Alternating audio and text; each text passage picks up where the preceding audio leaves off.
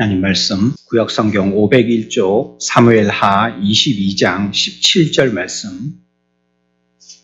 그가 위에서 손을 내미사 나를 붙드시며 많은 물에서 나를 건져내셨도다. 나를 강한 원수와 미워하는 자에게서 건지셨으며 그들은 나보다 강했기 때문이로다. 그들이 나의 재앙의 날에 내게 이르렀으나 여호와께서 나의 의지가 되셨도다. 나를 또 넓은 곳으로 인도하시고 나를 기뻐하심으로 구원하셨도다.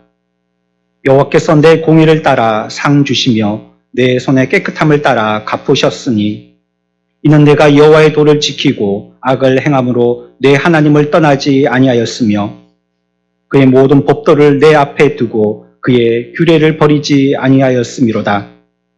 내가 또 그의 앞에 완전하여 스스로 지켜 죄악을 피하였나니 그러므로 여호와께서 내 의대로 그의 눈앞에서 내 깨끗한 대로 내게 갚으셨도다.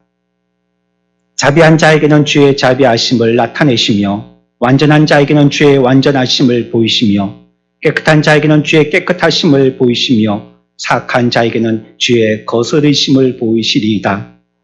주께서 공고한 백성은 구원하시고 교만한 자를 살피사 낮추시리이다. 아멘. 오늘 우리가 생각할 인물은 다윗이라는 인물인데 다윗은 저와 여러분들이 잘 알고 있는 그런 사람입니다. 이 다윗이 무서운 적들 앞에 있을 때 그의 태도가 어떠하였는지가 오늘 우리가 묵상해야 될 감사의 내용입니다. 감사는 여러 면으로 할 수 있다고 생각합니다. 내 앞에 내가 원하는 것이 주어졌든지 아니면 어떤 다급하고 위협스러운 일들이 있을 때 그 일들을 순적하게 지나갔든지 그때도 감사하지만 오늘 다윗은 어떤 면에 대해서 감사하고 있는가, 우리가 생각하고 있는 감사의 내용과 일치하고 또 내가 감사하는 그 감사의 제목과 같은 것을 감사하고 있는가, 나 자신과 같이 비교하면서 생각해 보면 좋겠습니다. 이 다윗은 이 죽을 급박한 가운데서 무엇을 감사했냐면 자신의 믿음을 감사했습니다.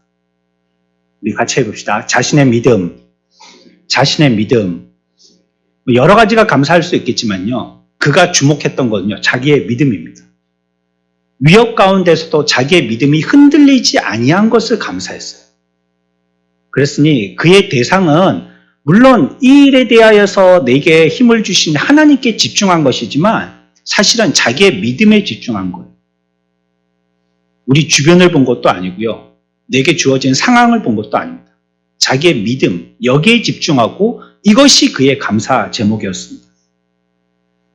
나를 죽이려고 하는 어떤 형편에서도요. 자기가 믿음의 고귀함을 지키고 있는 자신에 대해서 이 믿음을 주신 하나님께 감사한 것입니다.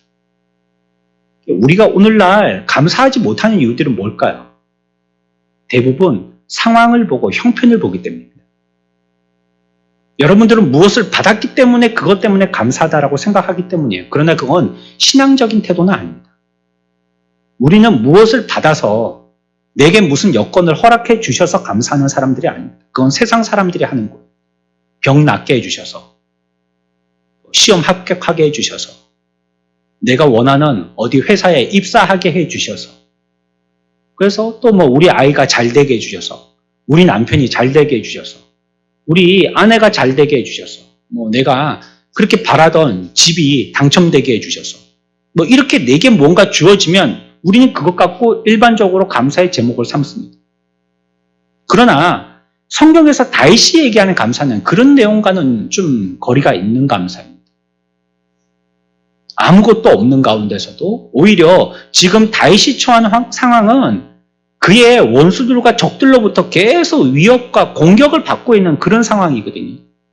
근데 어디 평상의 일상의 삶을 살 수 없는 그런 삶이에요. 그런데도 감사하고 있는 것이에요. 17절과 18절을 먼저 봅니다. 17, 18절입니다. 우리 함께 읽읍시다. 시작. 그가 위에서 손을 내미사 나를 붙드시며 많은 물에서 나를 건져내셨도다. 나를 강한 원수와 미워하는 자에게서 건지셨으며 그들은 나보다 강했기 때문이로다. 내가 강한 것을 생각하기보다는요. 그들이 강함을 먼저 생각하고 있어요. 그들은 우리에게 강력한 대적이고 원수였다라고 얘기하고 있습니다.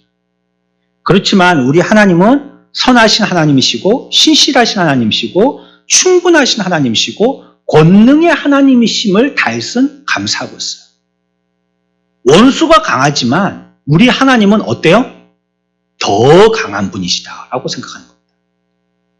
그래서 그 원수를 모두 물리치실 수 있는 분이 우리 하나님이심을 감사하고 있어요. 하나님께서 우리를 위하시면요, 그러니까 우리를 해할 자가 없는 거예요. 왜냐하면 내가 강한 게 아니고 누가 강해요? 하나님이 강하시기.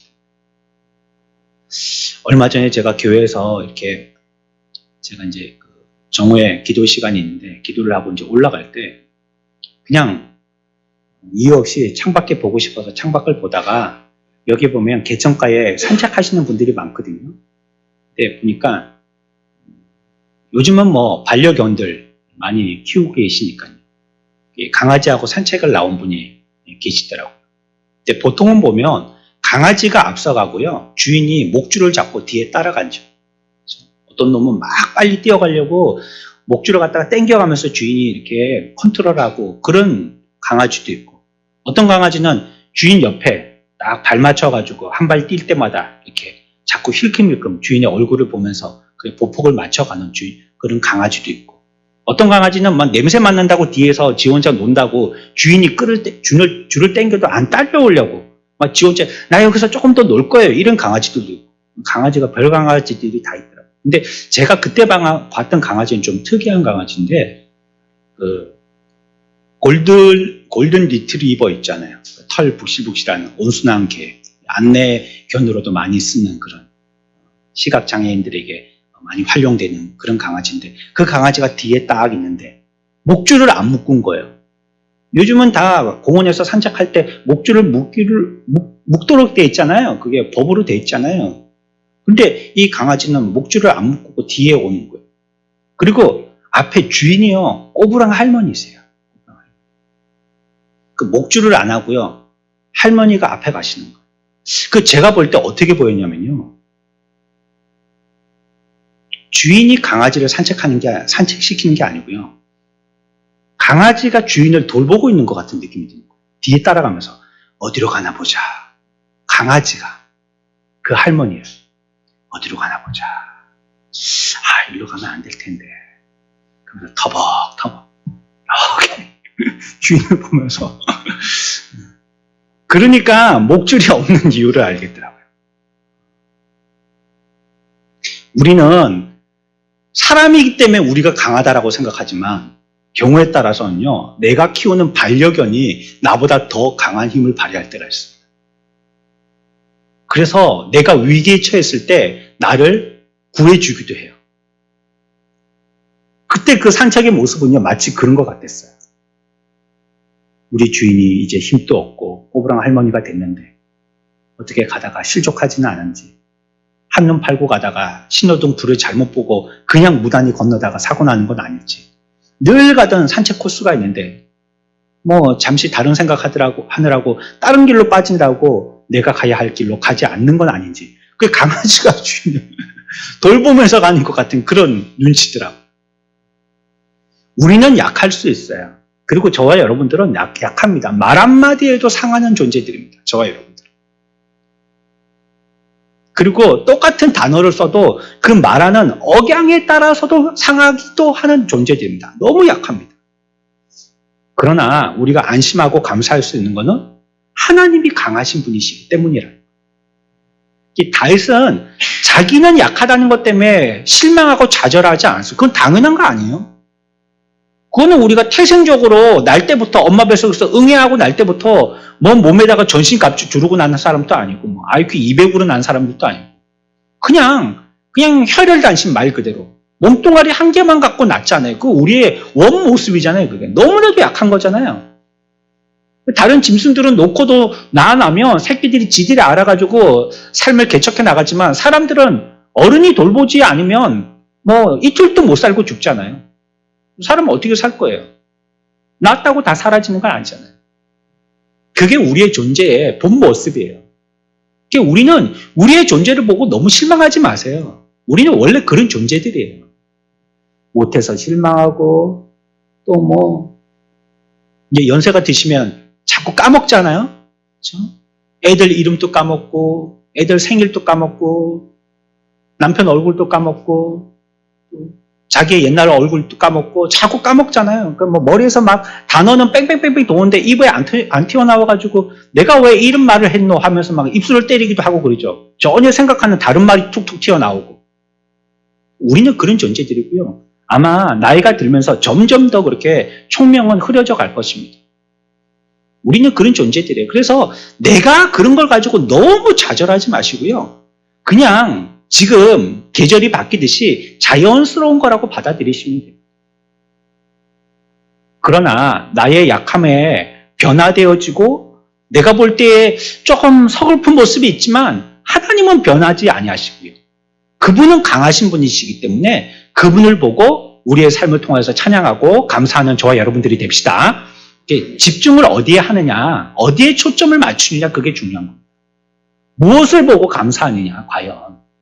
내가 감사하는 그 감사의 대상은 무엇이냐. 그것 보고 우리의 믿음을 측정해 볼 수가 있는 거예요. 근데 다윗은요, 하나님께 두었어요. 그 감사의 초점을. 아무리 산더미만한 급류가 휩쓸려 지나간다 해도요, 사나운 물결을 제어하시는 분이 하나님이시잖아요. 그래서 그 하나님이 하나님의 사람을 그 휩쓸려가는 물결 가운데 익사시키도록 냅두지 아니하신다는 거예요. 우리 하나님은.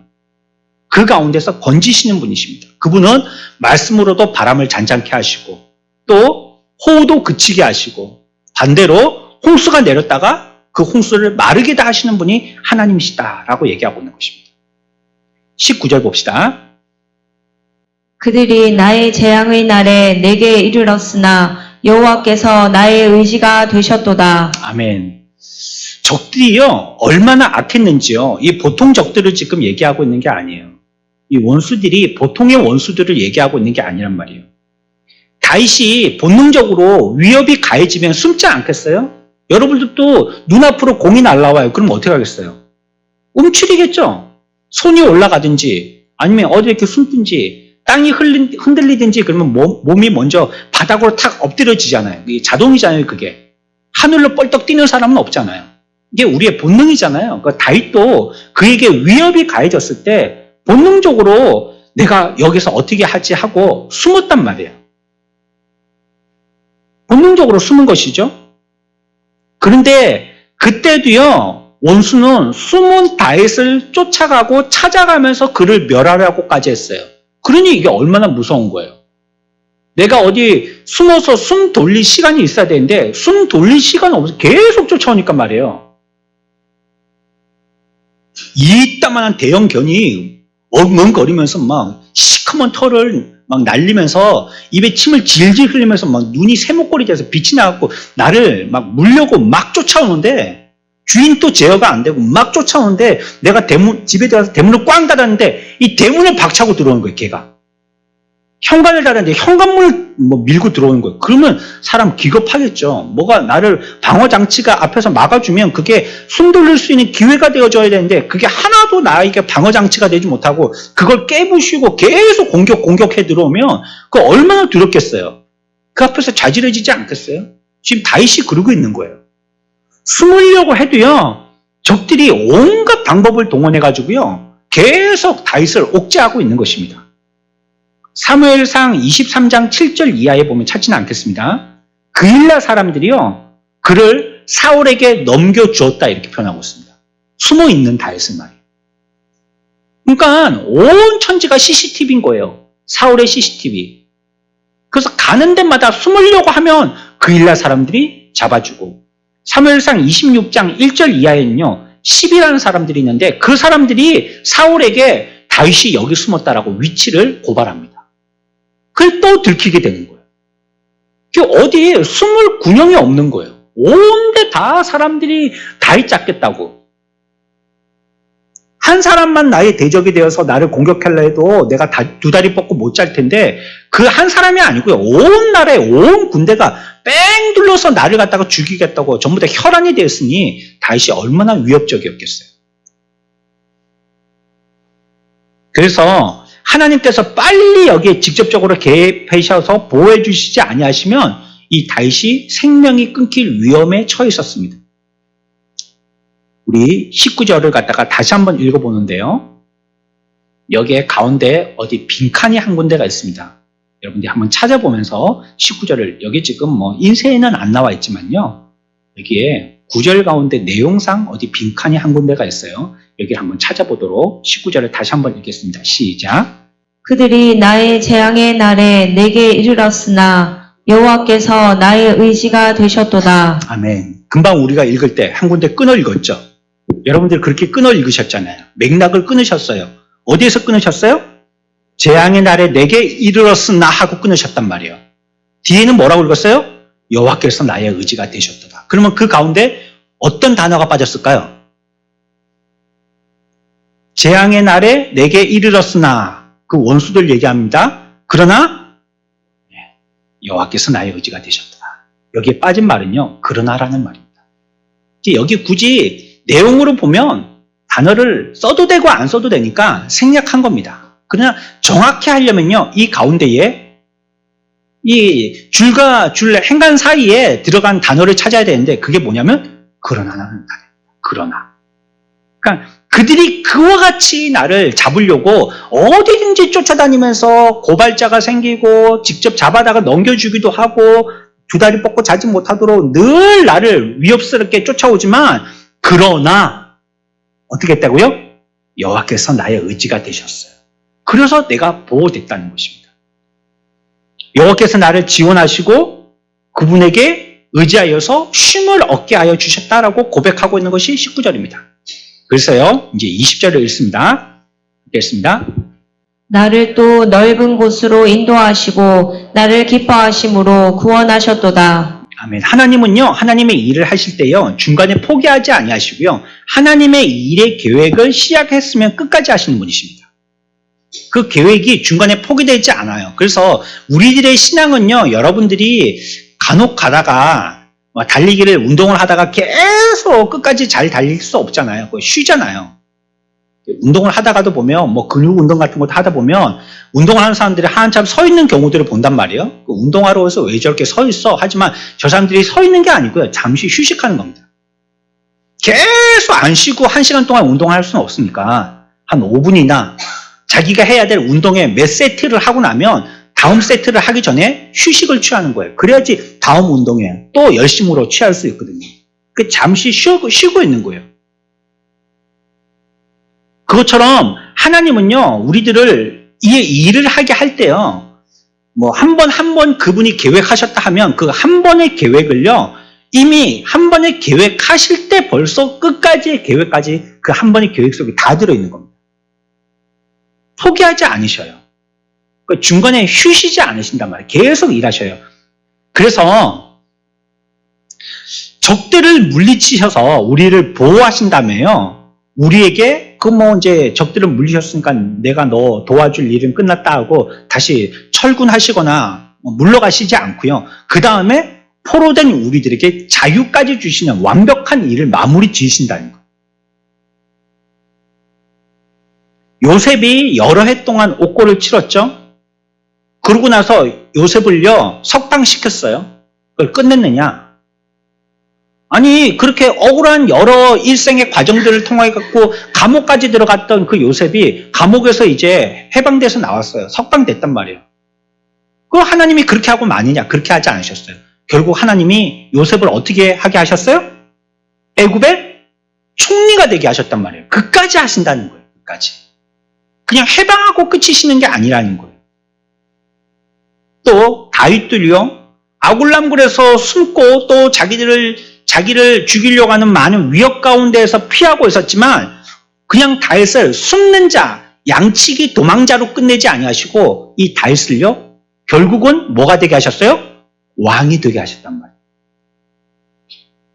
이게 하나님이 하나님의 백성들을 쓰시는 원리입니다. 신앙생활에서도 이런 일들은 계속 반복돼요. 우리가 타고 있는 이 배는 매우 연약하게 보이는 배인데, 쪽배와 같은 배인데, 이 배가 큰 풍랑 가운데에 많이 시달린다는 뜻이에요. 우리의 신앙의 배가 갈 때 그냥 뭐 항공모함처럼 태풍 불어도 흔들리지도 않고 주력하에서 계속 이렇게 크루즈로 계속 나가는 게 아니고요. 이 바람 저 바람에 막 두드려 맞아가면서 휘청여 가면서 막 요트 같은 거 보셨죠? 요트 막 운전하는 사람이 배가 거의 뭐 배 바닥이 드러날 정도로 90도로 서가지고도 턴을 하고 그러고도 다시 균형을 잡고 나가고 그러잖아요. 거센 물결과 파도와 바람이 있는 곳 그걸 더 즐기면서 그 요트들이 항진하잖아요. 우리의 신앙이 그런 겁니다. 그렇지만 그런 시기에 그런 슬픔 가운데 있을 때 기억해야 됩니다. 뭘 기억해요? 우리 하나님은 한번 계획하신 걸 끝까지 하신다. 그래서 결국은 요셉은요 감옥에서 생을 마감하지 않았어요. 또 다윗도 아굴람 굴에서 생을 마감하지 않았다는 것입니다. 하나님은 끝까지 가게 하신다는 거예요. 그 한 영혼의 구원에 대해서 여기서 포기하고 좌절하도록 만들어 놓으시지 않고요. 그를 끝까지 붙드신다는 거예요. 그게 시편 30편 5절의 말씀입니다. 시편 30편 5절의 말씀입니다. 함께 읽읍시다. 그의 노염은 잠깐이요 그의 은총은 평생이로다. 저녁에는 울음이 깃들일지라도 아침에는 기쁨이 오리로다. 아멘. 밤이 끝나면 그 다음에 뭐가 온다고요? 아침이 온다는 것입니다. 밤이 끝나면. 밤이 끝나면 모든 슬픔 역시 끝날 것이다 라고 성경은 얘기하고 있는 것입니다. 예수 그리스도도 이런 재앙의 날을 경험하셨다는 것을 우리가 기억할 필요가 있겠습니다. 무자비하게 포위당하셨고 자유도 뺏기셨고 뺨도 맞으셨고 채찍질도 당하셨어요. 하지만 이분은 무덤에서 구출되셨고요.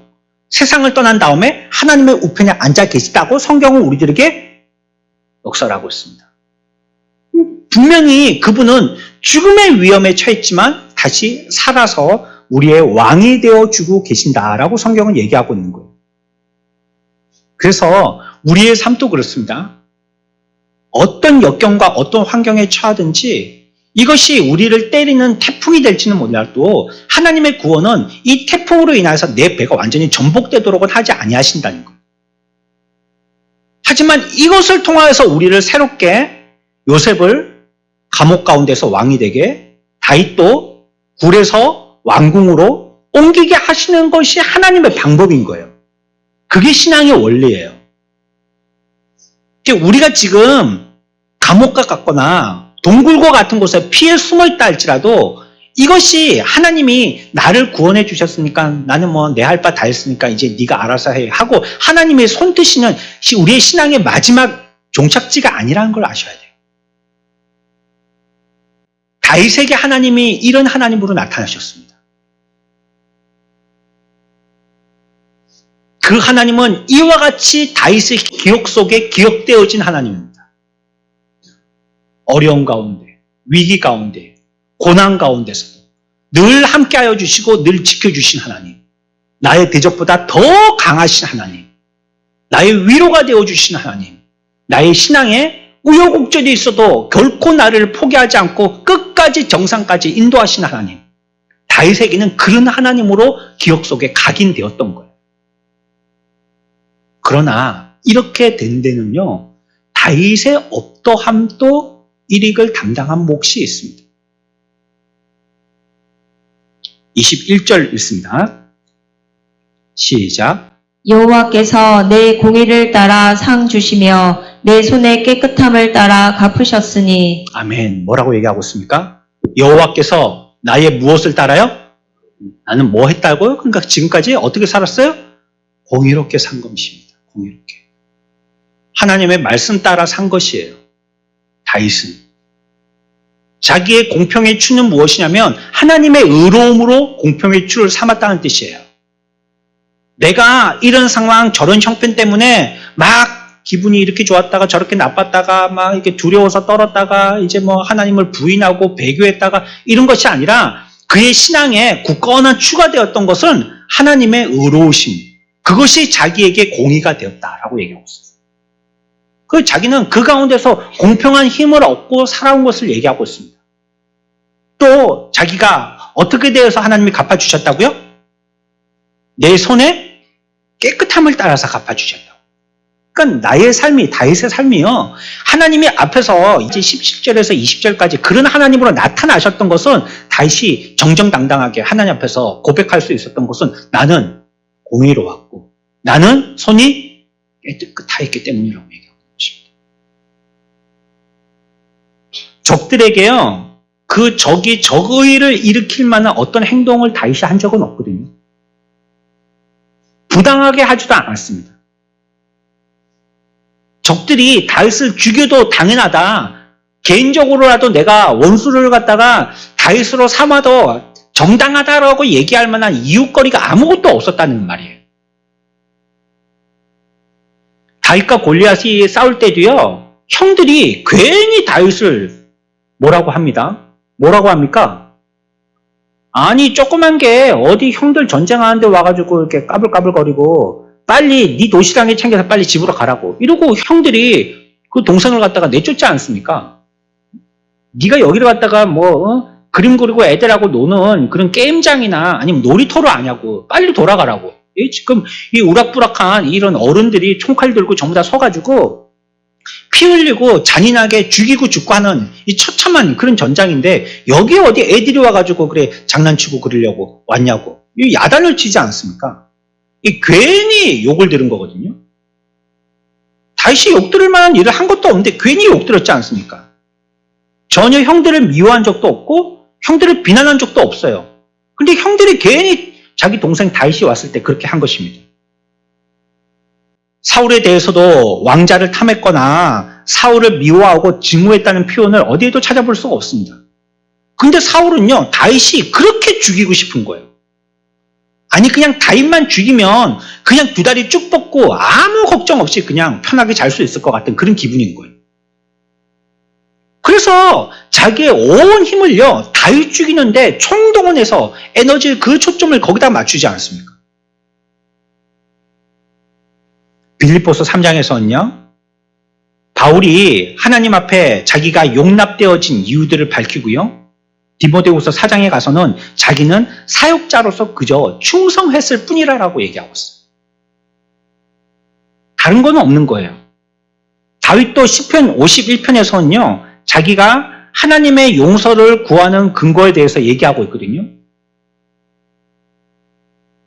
21절에서 우리가 읽었던 25절까지의 얘기를 들어보면 잘못을 범한 일이 없다라고, 적들과 자기의 관계에서 적들이 나를 적으로 삼을, 그들이 나를 볼 때 그들의 적으로 삼을 이유가 전혀 없다라고 고백하고 있어요. 그들이 나를 박해했지만 내가 그들에게 박해를 받을 만한 어떤 악한 계획을 품은 적이 없다라고 얘기하고 있는 것입니다. 시편 35편 19절 봅시다. 같이 봅시다. 부당하게 나의 원수된 자가 나로 말미암아 기뻐하지 못하게 하시며 까닭 없이 나를 미워하는 자들이 서로 눈짓하지 못하게 하소서. 아멘. 적들에게 자기를 공격할 이유를 제공한 적이 없다는 것이에요. 그래서 다윗은요, 그가 나를 공격했는데 그들이 나를 공격했기 때문에 나도 그들을 원수로 삼는 마음을 가지지는 않았다는 거예요. 이 마음을 지키는 게 힘든 겁니다. 우리가 대부분 보면 내가 억울한 일을 당할 때가 있잖아요. 아무 근거도 없는데 그가 괜히 나를 미워하는 거예요.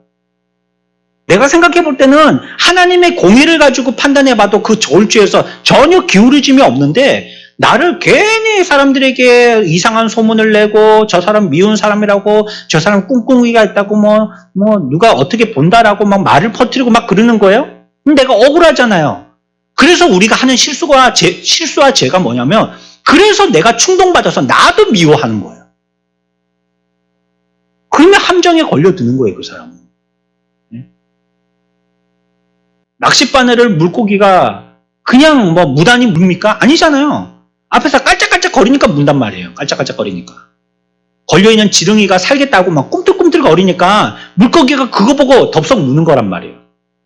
이게 마귀가 우리를 충동질할 때도 나는 그럴 만한 공의의 사람으로서 하나님 앞에서 떳떳한데도 나를 자꾸 까분단 말이에요. 이게 꼭 무슨 깨복듯이 계속 우리를 까부른단 말이에요. 들고 바람에 계속 날리면서 나를 갖다가 체에 있는 곡물과 같이 계속 까부른단 말이에요.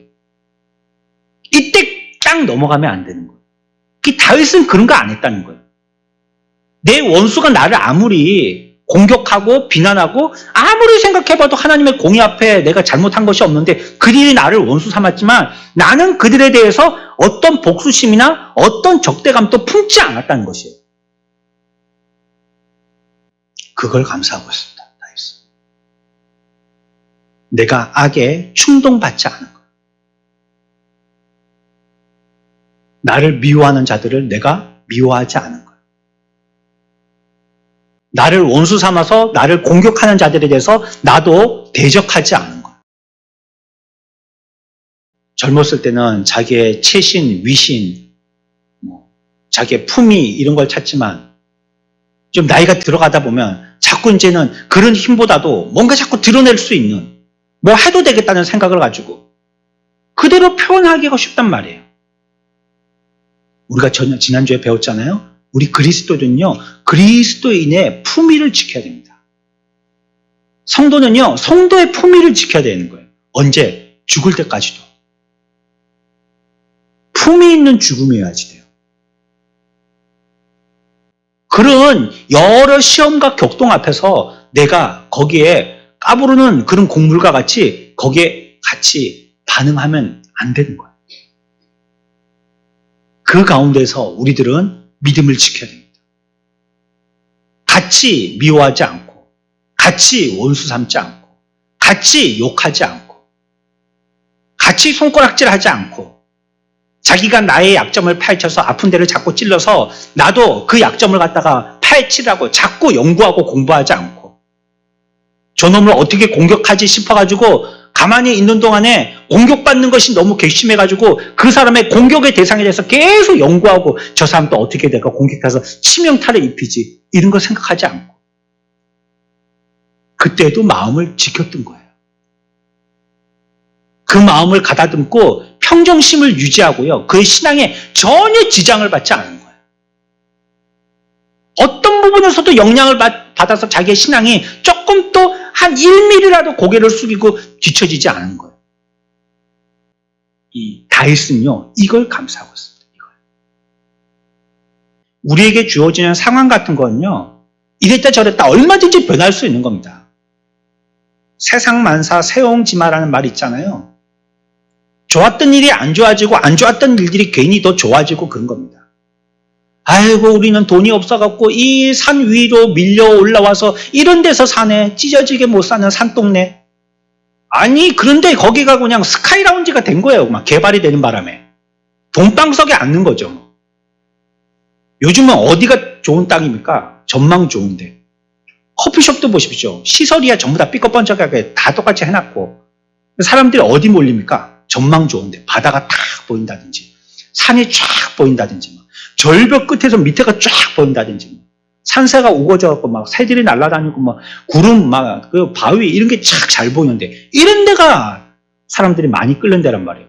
그런 뭐 버린 땅이라고 생각했지 여기가 그렇게 금싸라기 땅이 될 줄 어떻게 알았어요?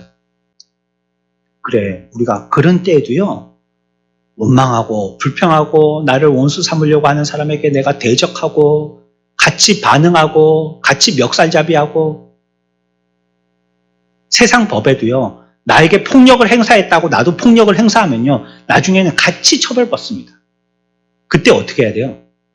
참아야 돼요, 참아야지. 이를 악물고 참아야죠. 다윗은 그의 믿음 지킨 거, 그의 원수들에 대해서 자기가 믿음으로 반응했던 거, 그걸 감사했습니다. 저와 여러분들도 하나님 앞에서 이런 것들을 가지고 하나님 앞에 감사할 수 있는 성숙된 믿음의 사람들 되시기를 축원합니다.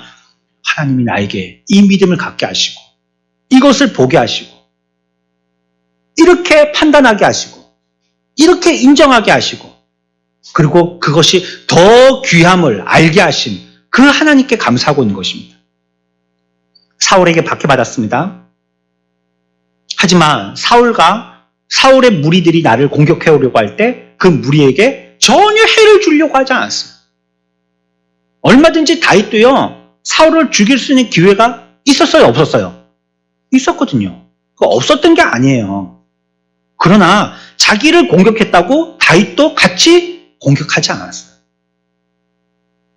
자기에게도 군대가 있었기 때문에 그 군대를 가지고 사울의 군대를 갖다가 이렇게 함락하여서 한 군데 궁지에 몰아서 몰살시킬 수 있었거든요. 근데 다윗 그거 하지 않았어요.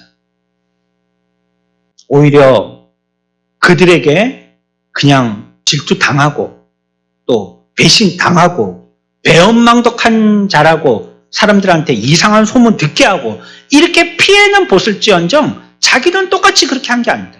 우리의 믿음의 삶에 어떤 게 승리하는 삶입니까?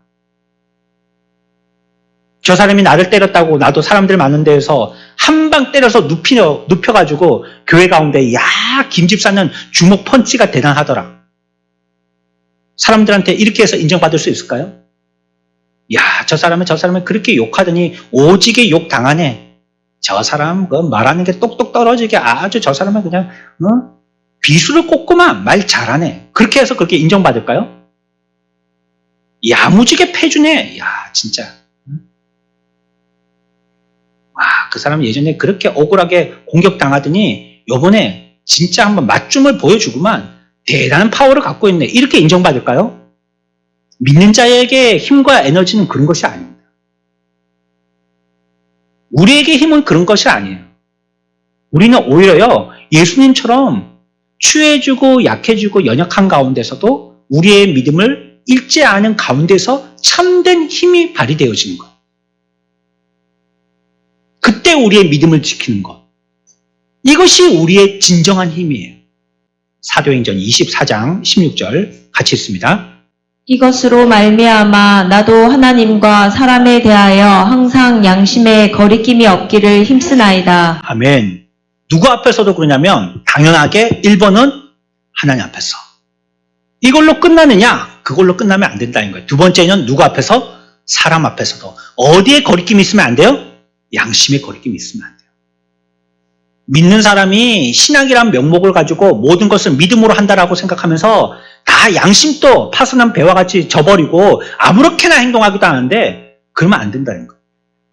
우리는 하나님 앞에서나 사람 앞에서 양심적으로 살아야 됩니다.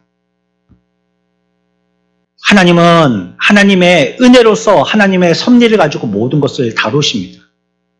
어떨 때는요, 우리에게 하나님의 섭리 가운데에 우리를 꼭 맨날 당하게만 하시지는 않아요. 그건 하나님의 섭리에 있는 거예요, 그냥. 어떨 때는 내가 당한 자로 있게도 하시지만요, 어떨 때는 당한 자로만 놔두시지도 않는다는 거예요. 그래서 구약의 성경에 보면 어떤 모습이 있냐면 당했을 때 하나님이 군대를 일으켜서 그 당하게 한 원수들을 완전히 폭망시키게도 하십니다. 늘 지게만 하지는 않으신다는 거예요. 큰 군대를 일으켜갖고요, 그 군대를 완전히 싹쓸이하고요, 동네도 없게 하고요. 지금 막 하마스의 그 가자 지구에 폭격이 떨어지니까 동네가 폐허가 돼버리잖아요. 예전의 전쟁도 그랬거든요. 그들의 전쟁은요, 전쟁했다 하면 동네를 없애버리는 겁니다. 그러니까 유적으로 남게 만들어버리는 거예요. 그게 그들의 전쟁의 방법이에요. 땅을 파서 헤쳐보지 않으면 이전에 그들이 어떤 삶을 살았는지 알지 못하도록 하는 것이 그들의 전쟁 방법이에요. 그래서 집이라는 집은요, 전쟁 끝나면 다 무너뜨려 버립니다. 다 불태워버립니다. 그리고 평지가 되게 하는 겁니다. 진짜로. 여기 무슨 동네가 있었나 이렇게 만드는 거예요. 하나님은 가끔씩 그렇게도 하신다는 거예요. 하지만 다윗은요, 이 세상에 있는 동안에 고결한 삶을 살았습니다. 여러분, 진정한 심판은요, 이 땅에서 지금 하는 게 아닙니다. 여기는 그냥 우리가 지나가는 경유지일 뿐이에요. 여기가 심판처가 아니에요. 여기가 완전히 입출국 수속을 받는 그런 게이트가 아니란 말이에요. 완전한 게이트 문은요, 하늘나라예요. 그 앞에서 하나님이 심판하실 거란 말이에요. 이런 테이블 놓고 우리의 삶에 한 사람 한 사람을 들여보내면서 다 인터뷰하시면서 그 삶에 대해서 심판하실 때가 있단 말이에요. 22절 봅니다. 같이 읽습니다. 이는 내가 여호와의 도를 지키고 악을 행함으로 내 하나님을 떠나지 아니하였으며. 아멘. 목숨이 경각에 달렸지만요, 자기가 어떻게 행동했는지를 언급하고 있죠. 의의 길을 지켰고요, 하나님의 길에서 떠나지 않았다라고 얘기하고 있습니다. 우리가 이렇게 내 기분 한번 발휘하는 거, 내가 하고 싶은 말 그냥 쏟아붓는 거, 그것보다 더 귀한 것은요, 내 하나님에게서 떠나지 않는 것입니다. 내가 이렇게 해서 아주 그냥 모질게 공격할 수는 있지만요, 그렇게 얘기하면 하나님에게서 떠난 마음이 되고 말아요. 내 마음이 허해요. 내가 그래서 아무렇게나 행동해 볼 수 있지만, 그러나 내 양심은 너무 불편해요. 그러니까 하나님에게서 떠난 거예요. 23절 읽습니다. 그의 모든 법도를 내 앞에 두고 그의 규례를 버리지 아니하였음이로다. 그의 양심이 어땠습니까? 하나님의 말씀을 법으로 삼아서 지켰다고 얘기하고 있는 겁니다. 그럴 때에도 어떨 때 원수가 끊임없이 공격하고 두렵게 나를 끝까지 쫓아오고 어떤 비난, 어떤 공격, 어떤 억울함을 당한다 할지라도 그 가운데서도 그의 양심과 그의 말씀으로 법을 삼아서 그것을 지켰다라고 얘기하고 있는 것입니다. 하나님의 심판이 있고 그분이 우리를 인도하고 계신다는 것을 유념했다는 뜻입니다. 우리가 세상에 관광 가이드가 앞에 갈 때 깃발을 보고 따라가야죠. 내가 여기가 어딘 줄 알고 내 마음대로 가겠어요. 특히 우리나라 같으면 어떻게 낙오되더라도 어떻게 터미널 가가지고 자기 집에 오는 차 타고 오면 되겠지만 외국 가가지고는 그게 안 되잖아요. 단체 행동을 할 때는 같이 따라다녀야 되는 거 아니면 안 돼도 싫어도 따라가야 되는 거야. 아니면 아예 호텔에서 나오지를 말든지. 간 다음에 끝까지 따라가야 되는 거 아니에요. 그런데 거기서 옆에 있는 외국인이 나한테 시비 건다고 같이 멱살잡이하고 싸우고 때렸다고 맞았다고 자기도 때리고 이렇게 하면 안 되잖아요. 그냥 뭐라 하든지 무시하고 그 깃발 보고 계속 따라가야죠. 끝까지. 그래서 하나님에 대해서 이 다윗은요, 끝까지 믿음을 지켰다라고. 그분의 규례를 결코 버린 적이 없고 여호와의 방법을 끝까지 지키며 따랐다라고 얘기하고 있는 것입니다. 특별하게 기뻐서 날뛰었다는 표현은 없어요. 너무 감사해서 하나님을 할렐루야 찬양하고 바람에 날리면서 여기저기 스텝을 밟아가면서 노래하고 뛰고 다녔다고. 이게 진정한 기쁨과 감사가 아니냐고 이렇게 생각할지 모르지만 다윗에게는 그런 모습은 없어요, 사실. 오히려 반대잖아요. 지금 원수들이 지척에까지 따라오고 온데 감시 사람들이고 죽이려고 지금 잠도 제대로 못 자는 이런 상황 가운데 있는데, 그런데 다윗은 감사하고 있단 말이에요. 왜? 나의 믿음을 지켰기 때문에. 그 가운데서도 내가 하나님의 법을 떠나지 아니한 것, 내 양심에서 부끄럽게 행동하지 않은 것, 그것 가지고 감사하고 있다는 겁니다. 여러분, 어떤 감사가 지속될까요? 스텝 밟으면서 콧노래 보면서 날뛰면서 뛰는 그 감사가 지속될까요? 아니면 다윗과 같은 이 감사가 지속이 될까요? 잠시 있는 것은요, 잠시 끝나고 맙니다. 상황과 형편으로 인해서 기뻐하는 것은요, 그 상황과 형편이 지나고 나면 또 그 감사도 사그러지고 말아요. 그러나 이 감사는요, 굉장히 강한 힘을 갖고 있는 감사입니다. 다윗의 이 감사는요, 어떤 바위가 위에서 내리치든지 다윗이 밑으로 떨어지는 그런 역경을 겪는다 할지라도 전혀 파괴되지 아니하는 강건한 감사입니다. 어떻게 보면 좀 두렵고 떨리는 감사입니다. 다윗은 예루살렘에 있는 동안만 하나님께 감사한 것이 아니라 어디에 있든지 블레셋에 있는 동안도 하나님께 감사했다라고 얘기합니다. 24절 읽습니다. 내가 또 그의 앞에 완전하여 스스로 지켜 죄악을 피하였나니. 그 앞에서 어떻게 했다고요? 완전하여서. 무엇을 피하였다고요? 죄악을 피했다. 사울이 자기의 수중에 떨어질 때가 있었단 말이에요. 그렇지만 다윗은요, 살인하지 말라는 하나님의 말씀에 귀 기울여서요, 그 왕 사울을 죽이지 않습니다. 안 죽입니다. 그러니까 그는 하나님 앞에서 완전하여서요, 죄악을 피하는 자가 됐죠. 마지막 때에 하나님의 법정에서 참되었다라고 주장할 만한 거리의 삶을 살았다는 것입니다. 악한 자들이 그를 어떻게 여기든지 다윗은요, 늘 하나님에 대한 선한 생각을 갖고 있었다는 것이에요. 25절 읽습니다. 그러므로 여호와께서 내 의대로 그의 눈앞에서 내 깨끗한 대로 내게 갚으셨도다. 아멘. 다윗은요, 자기 자랑하는 것이 아니라 자기의 무고함을 하나님 앞에 고백하고 있는 것입니다. 하나님께서 그에게 진정한 답변해 주시는 게 우리에게 힘이지 않겠습니까? 내가 거룩해, 나는 감사해, 나는 참돼. 이게 의미가 있을까요? 나는 옳은 생활을 했어. 나는 믿음의 삶을 살았어. 난 늘 감사하면서 기쁨의 삶을 살아. 이게 의미가 있겠냔 말이에요. 다윗의 대답을 오늘 읽었던 25절의 얘기를 들어보면 하나님의 보답이 없으면 그거는 아무짝에도 소용없는 겁니다. 그 말은 하나님이 그렇게 인정하실 때 가능한 얘기라는 거예요. 나는 기뻐. 지 혼자 기뻐하면 뭐하는데 하나님은 안 기뻐하시는데. 자기는 집 사서 막 기뻐하는 거예요. 근데 하나님은 그거 별로 안 기뻐하세요. 그러면 그게 진정한 기쁨이에요. 너무 감사한 거예요. 너무 감사한 거예요. 뭐 자기가 소원한 게 이루어진 거예요. 근데 하나님은 그거 별로 감사하게 생각 안 하세요. 저놈의 자식 믿음 버리고 저렇게 했네. 자기는 그래가지고 훨씬 풍요롭고 윤택하게 산다라고 자기 나름대로 길을 갖다가 핸들링 했는데 하나님은 그런 걸 원하시지 않았거든요. 지는 지 길이 너무 좋은 거예요. 아이고 하나님 감사합니다 하고 막 헌금도 해요. 근데 하나님은 전혀 그 감사를 받을 생각이 없어요. 아나니아와 삽비라 예물과 같이. 예물 안 한 게 아니잖아요, 그들이. 땅을 팔아서 교회 앞에 드린 거잖아요. 여러분들 땅 팔아갖고 하나님 앞에 헌금해 본 적이 있으세요? 그거 대단한 결심이 아니면 안 되잖아요, 그게. 근데 그걸 했단 말이에요. 근데 하나님이 어땠어요? 헌금하러 온 사람을 갖다가 예배당 앞에서 그냥 쫙 뻗어서 죽게 만들어 버렸단 말이에요. 부부를 한 날 한시에. 하나님이 기뻐하시지 않는다는 거예요.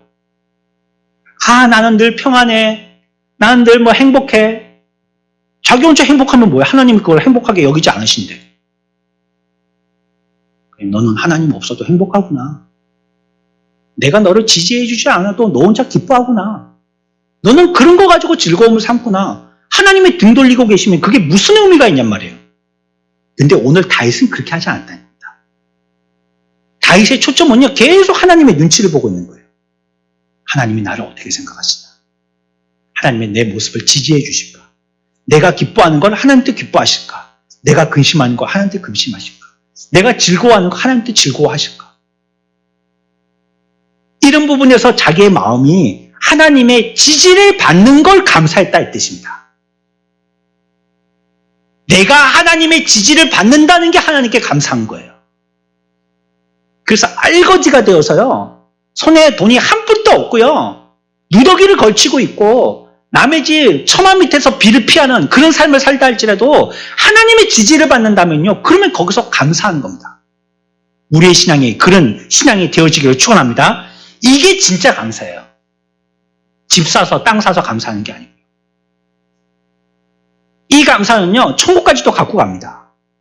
우리가 죽으면 우리의 이력은 여기서 딱 끝이고 새로운 이력으로 천국에서 새롭게 시작하는 게 아닙니다. 여러분들의 이 땅에서의 신앙의 삶의 태도들, 마음의 자세, 하나님을 바라보는 시각, 또 믿음의 습관들, 이거 그대로 갖고 가는 겁니다. 이 땅에서 게으름뱅이요, 하늘나라 가서도 게으름뱅이입니다. 그런 사람이 천국 간다면 이 땅에서 충성된 자, 하늘나라 가서도 충성됩니다. 이 땅에서 맨날 삐지는 사람, 하늘나라 가서도 삐집니다. 이 땅에서 맨날 하나님을 즐거워하고 기뻐하고 찬양하는 사람, 하나님 자체로 천국 가서도 기뻐하고 찬양하고 즐거워합니다. 우리가 하나님께 어떤 마음과 어떤 태도를 가지느냐, 하나님의 어떤 지지와 어떤 보호와 어떤 인도를 받고 그 규례와 명령을 어떻게 몸서리치면서 지키려고 몸부림치고 살고 있느냐, 이것이 우리들에게 감사의 제목이 되어야 됩니다. 근데 우리는 얼마나 이런 부분에 대해서는 약한지, 아니야, 난 너 편이야, 너와 함께 있어, 슬퍼하지 마, 내가 너를 인도할 거야, 나는 널 떠나지 않았어, 이러고 얘기하고 계신데도 자기는 실망하고 좌절하고, 그래 조금 나아지면 막 화색이 돌면서 기뻐하고 감사했다가 또 조금 안 좋아지는 그런 형편과 상황이 보이면 또 무슨 지옥 끝에까지 문고리 잡고 들어갔다 나온 사람처럼 그래 얼굴이 사색이 돼서 나오고. 다윗의 믿음을 보십시오. 다윗이 뭘 갖고 감사했는가? 사실 청교도들이 미국에 도착했을 때요, 감사거리가 있어서 추수감사절을 지는 게 아닙니다. 감사거리가 아무것도 없었어요. 그러나 그들은 감사로 그들의 삶을 시작한 겁니다. 미 대륙의 삶은요, 감사의 삶이에요. 형편이 전혀 그렇지 않은데도 감사한 것입니다. 근데 우리는 뭐라고 안습니까? 오곡백과 주신 것 감사. 만물을 풍성케 해주신 것 감사. 배부르고 따뜻하게 해주신 것 감사. 이런 거 나게 해주신 것 감사. 뭐 1년 동안 지켜주신 것. 그러면 그런 거 없었으면요, 감사 안 할 뻔했네요. 이런 거 안 주셨으면 감사 안 하려고 그러셨어요? 다윗은 그렇게 안 했다는 것입니다. 그게 문제가 아니라는 말이에요. 내가 하나님의 지지를 받는다면, 나의 믿음이 전혀 어긋나지 않았다면 그것이 하나님께 감사하다라고 얘기하고 있습니다. 내 믿음이 상처받지 않았다면 몸에 상처받는 건 괜찮다는 거예요. 하나님과의 관계만 돈독하다면 사랑과의 관계에서 내가 조금 그렇게 당해도 그거 억울한 일 당하고 피해본 것 같고 내가 자존심 상해도 그거 괜찮다는 거. 내 믿음 지키면 되지. 예전에 어떤 목사님이 그랬대잖아요. 예수 믿는 거에 대해서 친구가 싫어가지고 비워놓은 자기 마당에다가 성경책을 집어 던지니까 그 성경책 다시 들고 지 친구 머리박에다가 집어 던진 게 아니고 성경책을 진흙바닥에 흙투성이가 된 걸 탈탈 털면서 뭐라고 그랬다고요. 성경책은 젖어도 내 마음만 안 젖으면 되지. 그러고 다시 털고 들어왔대잖아요. 우리의 삶이 어떻든지 간에요. 우리가 하나님께 대한 믿음, 이거 변치 않는다면 또 그 변치 않는 마음을 유지하도록 하나님이 나에게 믿음을 주셨다면 그거 감사할 거리 아니겠습니까? 내가 오늘 시한부 인생의 마지막 날이 된다 할지라도요. 내가 평생 나를 낫게 해달라고 하나님 앞에 기도했는데 하나님이 그 기도 들어주시지 않았어요. 그래서 오늘 나는 가족들 앞에서 30대 젊은 나이로 죽게 됐습니다. 그러나 그 가운데서도 원망 불평하지 않고 하나님을 찬양하게 된다면 그거 진짜 감사 아니겠어요? 내가 하나님 앞에 지사 충성을 해서 일생을 하나님 앞에 헌신했는데 뭐 어떻게 사업이 잘못돼갖고 알거지가 되게 하셨어요. 월세방에 가족들은 뿔뿔이 흩어지고 그런 가운데서 고독한 삶을 살게 해주셨어요. 그러나 그 가운데서도 내게 있는 이 믿음이 흔들리지 않고 늘 흡족한 가운데 하나님에 대한 희망과 또 하나님께서 우리들에게 보여주시고 인도해 주시고 지도해 주신다는 믿음을 한 번도 의심하지 않고 따르고 내 마음에 참된 평안의 마음을 갖는다면 그거 진짜 감사할 일 아니겠어요? 오늘날 우리는 뭘 갖고 감사하는 말이에요? 우리가 감사 제목으로 삼는 게 과연 뭐냐는 말이에요. 이건 너무 하나님과 우리가 거래하는 거 아니에요? 조건부로 하나님이 100원짜리 나에게 감사거리 주시면 나는 100원 헌금하고 하나님이 200원짜리 감사거리 주시면 나는 200원 헌금하고 너무 조건부 감사 아니에요 이거? 너무 상업적이고 거래적인 감사 아니에요? 다윗은 그렇게 감사했네요.